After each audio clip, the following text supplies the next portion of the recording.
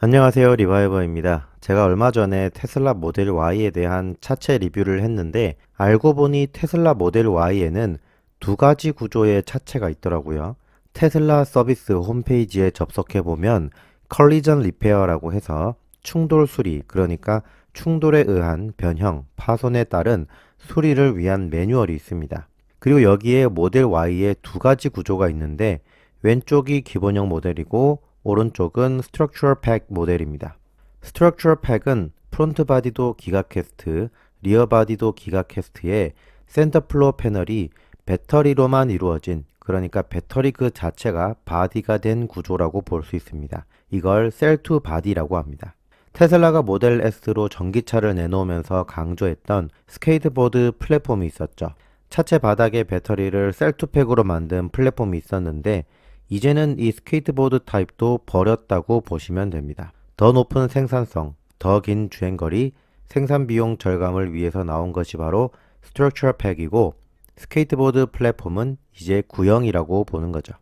테슬라는 배터리 데이에서도 전기차의 배터리의 용량을 늘리면서 강성을 확보하기 위한 이 구조의 컨셉을 설명하기 위해 비행기의 날개 단면을 예시로 들었습니다. 초기 항공기의 날개 단면에서 연료 탱크는 일부만이 공간을 차지하고 있었지만 최신의 항공기 날개 단면은 아래와 같은 구조를 가집니다. 이를 통해서 더 긴 비행 거리를 갖게 된 거죠. 그래서 이 방식을 전기차에도 적용을 한 겁니다. 테슬라는 이 구조를 통해서 생산성 10% 증가, 주행거리는 14% 증가, 그리고 370여 개의 부품이 감소하는 결과를 가져왔다고 합니다. 여기까지가 테슬라 모델 Y의 스트럭처럴 팩에 대한 설명이었고요. 이번 영상에서는 스탠다드와 스트럭처 팩 두 가지를 비교해 보겠습니다. 먼저 재료는 동일합니다. 주물 알루미늄, 압출 알루미늄, 5000번대, 6000번대 알루미늄, 연강, 고장역강, 초고장역강입니다. 왼쪽이 스탠다드, 오른쪽이 스트럭처 배터리 팩입니다. 먼저 스탠다드 모델 대비 스트럭처 배터리 팩은 프론트 바디까지 기가 캐스팅으로 제작되었습니다.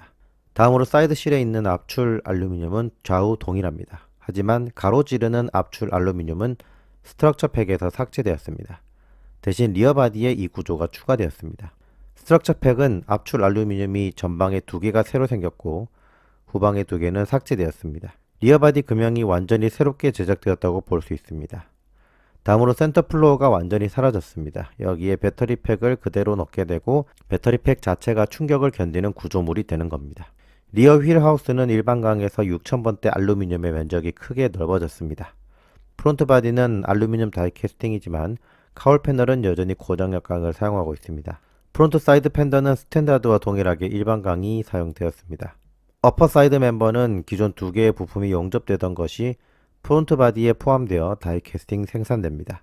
이상으로 모델 Y의 스탠다드와 스트럭처 팩의 차체를 비교해 봤는데요.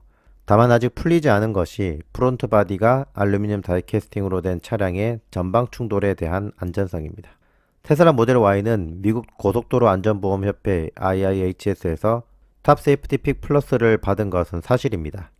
하지만 시험 대상 차량의 프론트 바디는 기가캐스트로 만들어진 게 아니었습니다.